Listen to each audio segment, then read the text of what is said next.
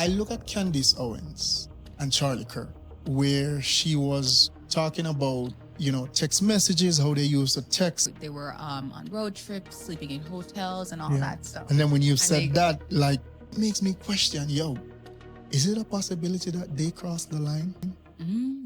Our love isn't absent problems, but it sure is absent drama. You deserve this kind of love. Unfiltered Heart Talks with the Dawkins.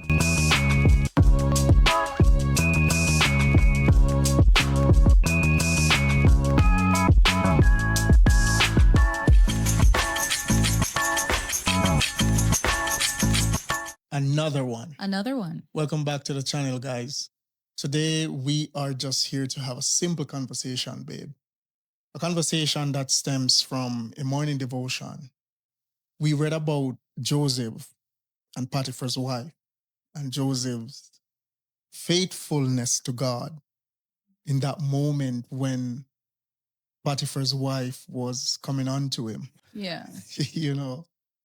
And you know what? When I look at that story and I said, wow, this guy didn't decide to sleep with another man's wife because he respected him.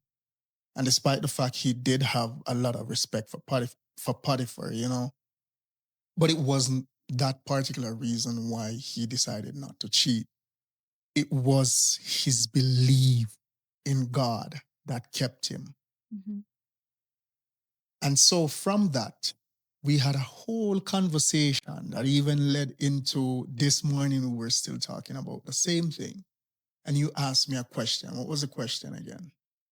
I asked, is having access to your partner's phone enough to keep them from being unfaithful to you? Mm. And that is a good question. And, so in our last video, we would have spoke about transparency and what that looks like and how it helps the relationship. And we also spoke about the whole idea of privacy and that we don't subscribe to privacy.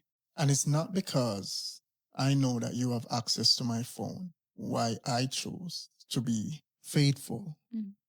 And I know it's the same for you. Yes.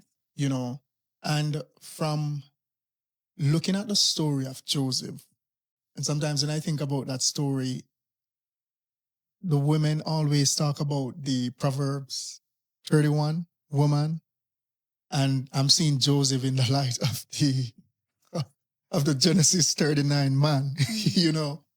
What is it that guarantees faithfulness in your partner? The question, that I ask you from that, if your partner does not have a higher purpose, a higher calling on their life, if they do not believe in a higher power, what is it that guarantees faithfulness in the relationship? Question. And that is a question that I would love for you guys to give a response to in the comment section, Again, if your partner does not believe in a higher power, if they do not have a higher calling, right? What is it that guarantees faithfulness in the relationship? Good question. Yes. It has to be a higher power. And you've expressed many times your desire when you were you're choosing a partner. The person had to believe in God, had to believe in a higher power. And it's funny, but many gentlemen today share that sentiment. I'm recalling a snippet of an episode from Pop the Balloon or Find Love. And on that episode, a beautiful young lady came on the scene. I believe she was 25, but she was very intelligent. She had everything going on for her. And there was a good lineup of men, right? And somewhere along the line, she mentioned that she doesn't believe in God. She's agnostic or something. And everyone popped their balloon. It hurt my heart because, before learning that, and I understand why they popped, I was hoping that she would have left with a date because everyone on the line was mature. She was mature. She seemed like she had it together. But it's something that people value. If you have a higher calling on your life, then you'll live to a certain standard. If you do not, and you are just going with the wind, There's no guarantee of faithfulness. You could be up right now, down right now, faithful this moment, not faithful that moment. So there has to be some anchor, That's the word. There has to be Yes. some anchor. And, you know, I always share this with my friend. I said, bro, if my woman does not believe in God, then I cannot date her.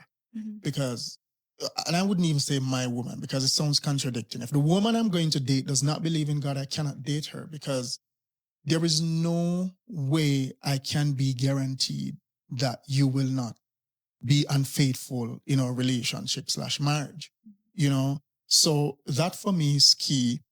And I look at Candace Owens and Charlie Kirk.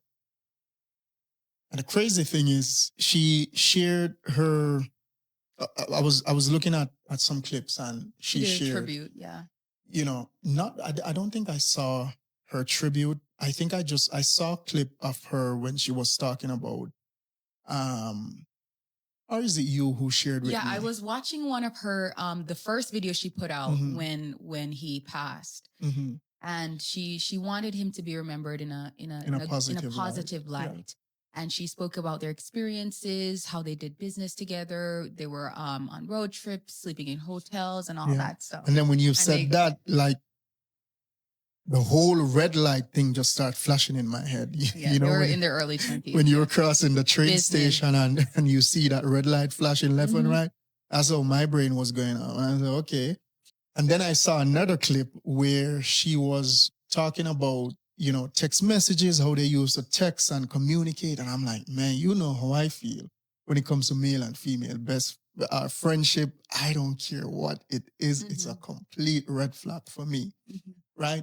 But it makes me question, yo, is it a possibility that they crossed the line? And how would it be? How would it have been crossing the line? They were, you know, probably single then, early 20s. I don't know. But that's not the question. What's the real question that we have here? If they did, you know, because anything is possible. But if they didn't, what prevented that? Right. Well, yeah. If they did, here is the problem that I would have. You know how sometimes you might do business with somebody in the past and probably somewhere down the line, something happened between you two, you probably hook up, you know. But let's say 5 years in the future, you both got married, start living your own individual life. For me, if connection is still kept, that's crossing the red line for me. For you, yeah. You know, and I don't care if you guys have business established. I don't care what it is. For the fact that this was someone you were intimate with. And I'm not saying that, guys, this is not us saying that they have been intimate. I'm just saying that if something happened, then that would be, for me, that would be where the line is crossed. But on the flip side, if nothing happened, what is it that kept them in check? You know, we both know that they are people of faith. We know that Candice is a woman of faith and she often talks about her relationship with God. Yes. And we know that also with Charlie. Yeah.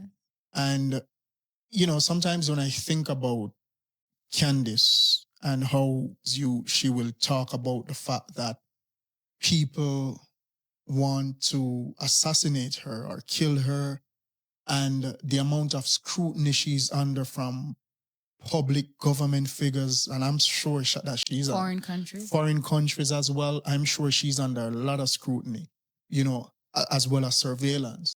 And I remember Tucker Carlson when he did an interview with the Russian president, and then he came back and I think I was watching PBD podcast, and they were just sharing when he was talking about the whole idea how he was under heavy surveillance and how they surveilled him, they bugged his phone and everything.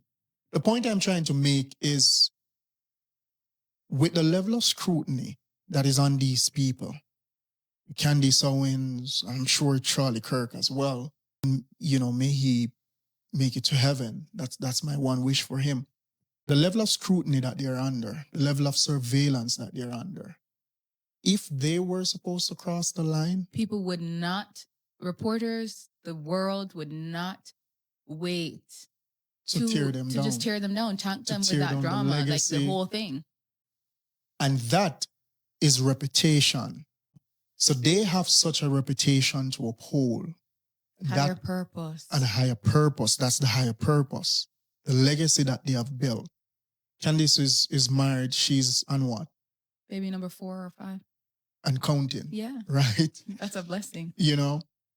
So I'm just thinking that if Candice was supposed to cross the line, she and Charlie Or even if it was in the past, the even media if would it not was the forgive past, that. They'd I probably know bring it with up the level somehow. of surveillance that they're under, Yeah. they would have digged it up. Yeah. And I think that with that level of surveillance, again, and scrutiny, and watch that they're under, it helps to keep them in check. That's the higher purpose. And I know for sure they believe in God, Keeps them in check also. So for me, it tells me that my partner just has to have a higher purpose. They have to have a higher calling. They have to believe in something higher than me. The question you ask about the cell phone, if your partner have access to your phone, if you know that your partner have access to your phone, does it somehow prevent you from being unfaithful? Yeah. Yeah. For me, is no. Okay. That's a complete no, because I don't believe that you can stop your partner from cheating if they want to cheat or be unfaithful. I don't think that you can love your partner enough for them to stay faithful to you. I don't think that you can buy any amount of gifts for your partner for them to not be unfaithful. I believe that has to be a personal choice of your partner. And that is, what kind of reputation do they want to leave behind? How do they want to be remembered? Do they have a higher purpose? And if they have a higher purpose, are they hunkered in that purpose, in that calling? If they believe in a higher power, are they hunkered in that higher power? These are the things that I think keep people in check. Another thing too, my point just came back to me. I believe that wanting better for yourself is another motivating factor. And that's where purpose comes in. Mm-hmm. If you want better for yourself and not just going based on the guidelines of a book or what people around you would desire you to be, if you really want to be a better man, if you really want to be a better woman and you desire that for yourself, people are just going to get the better version of you anyway. Yeah. So, yeah. Setting that higher standard, having that higher purpose, and desiring it for yourself and walking in it will guarantee that others get the best version of you. So the question is having access to your partner's phone a hindrance or prevents them from being unfaithful? And question number 2, if your partner does not believe or have a higher calling or believe in a higher power, what is it that guarantees faithfulness in the relationship? For us, we believe in God. And that belief guides us, keep us, and not only the belief in God, but the legacy that we are creating and we want to create, both individually and collectively. And that keeps us in check. All right, guys, so there you have it. Comment down below. Tell us what you think about this conversation. And please give a response to those questions. And don't forget to subscribe. Share and like. See you guys. Unfiltered Heart Talks.